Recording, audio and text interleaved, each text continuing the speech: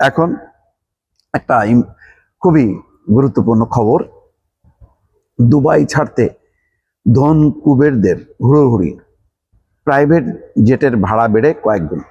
তার মানে বুঝতে পারছেন যে দুবাইতে যে সমস্ত বড় বড় ধনী আছে, মনে করেন হাজার হাজার শত শত কোটি টাকার মালিক যারা, তারা দেখতেছে ওরে বাবা দুবাই তো নিরাপদ না, দুবাইতে মানে ইরান হামলা করছে, আর ইরানকে তারা দারুণভাবে ভয় পায়। সেই কারণে এখন তারা দুবাই ছেড়ে দিয়ে হয়তো ইউরোপ আমেরিকার দিকে পাড়ি জমানোর চেষ্টা করতেছে। সেই জন্য প্রাইভেট জেট, যেগুলি যারা প্রাইভেট জেট ভাড়া করে যায়, সেগুলি ভাড়া কয়েক গুণ বেড়ে গেছে। এই খবর দিয়েছে দ্য গার্ডিয়ান। সেখানে বলা হচ্ছে ইরানে ইসরায়েল এবং এর ঘনিষ্ঠ মিত্র যুক্তরাষ্ট্রের যৌথ হামলার জেরে দুবাইয়ে মার্কিন ঘাঁটি লক্ষ্য করে তেহরানের হামলা এবং বিমানবন্দর বন্ধ হয়ে যাওয়ায় সেখানে বসবাসরত ধনীরা বিপাকে পড়েছেন। সংযুক্ত আরব আমিরাতের গুরুত্বপূর্ণ এই বাণিজ্য নগরী ছাড়তে এখন প্রাইভেট জেটই এই ধনীদের একমাত্র ভরসা। যেহেতু বিমানবন্দর বন্ধ হয়ে গেছে, সুতরাং এখন প্রাইভেট জেট ছাড়া আর কোনো উপায় নেই। ফলে বিকল্প পথে দেশ ছাড়ার হুড়োহুড়িতে ব্যক্তিগত বিমানের ভাড়া আকাশ ছুঁয়েছে। ধনকুবের প্রভাবশালী ব্যক্তিত্ব এবং লাখো পর্যটকের প্রমোদ কেন্দ্র হিসেবে পরিচিত ঝলমলে দুবাই এখন চরম উৎকণ্ঠার শহর।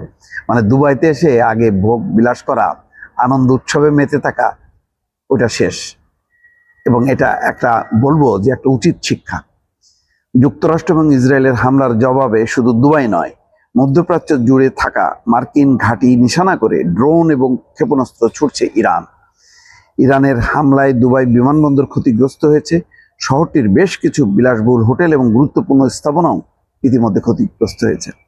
আরব আমিরাতের প্রতিরক্ষা মন্ত্রণালয় বলেছে গতকাল সোমবারও তারা বেশ কিছু ক্ষেপণাস্ত্র এবং ড্রোন ভূপাতিত করেছে। মধ্যপ্রাচ্যে সংঘাত ছড়িয়ে পড়ার জেরে তেহরানে নিজেদের দূতাবাস বন্ধের ঘোষণা দিয়েছে আমিরাত।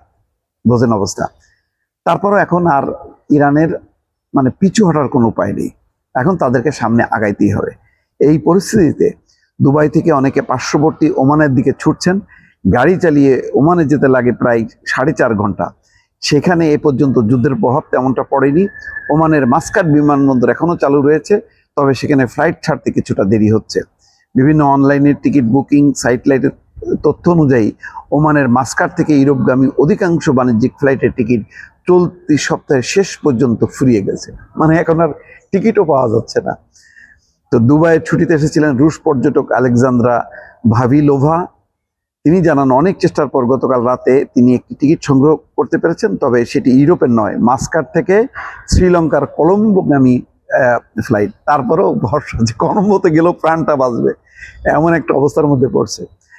এদিকে মাস্কাট থেকে প্রাইভেট জেটের ভাড়া বেড়েছে অনেক।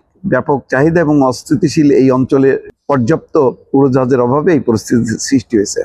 দেখেন অবস্থা। মাস্কাট ভিত্তিক প্রাইভেট জেট ব্রোকারেজ প্রতিষ্ঠান জেট ভিপ যুক্তরাজ্যের সংবাদ মাধ্যম দ্য গার্ডিয়ানকে বলছেন যে নেক্সট স্ট্যান্ড নামে খুব ছোট একটা জেটে করে ইস্তাম্বুল যাওয়ার খরচ এখন 85,000 ইউরো, 1,22,00,000 টাকা। তারপরও পাওয়া যাচ্ছে না, অবস্থা বোঝেন, যা স্বাভাবিক সময়ের 3 গুণ। আবার মাস্কাটগামী প্রাইভেট চার্টার বিমানে এক একজন যাত্রীর সিট ভাড়া 20,000 ইউরো, মানে প্রায় 28 লাখ টাকা।